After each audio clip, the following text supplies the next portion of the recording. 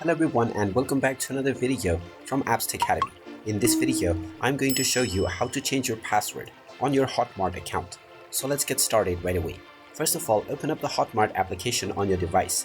And if you haven't logged into your account already, tap on the Start button and proceed forward with your credentials. Once you are logged in and taken into the home page, if you wish to change your password, tap on your user ID at the top right corner, which will take you into your account page.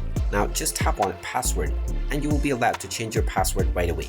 First of all, type in the current password that you are using to log into your account within the current password section. After typing this in, enter your desired new password within the confirm password section. Then finally type this new password once again within the confirm new password box and then tap on the save button and your password will successfully be changed on your Hotmart account. You will now be able to use your new password along with your original email address in order to log in to your account. And there you have it. That is how easy it is to change your password on your Hotmart account. If you find this video helpful, make sure you hit that like button and subscribe to our channel if you haven't done so already. Also ring that notification bell to never miss another update from us. Thank you for watching and I will see you again in the next video.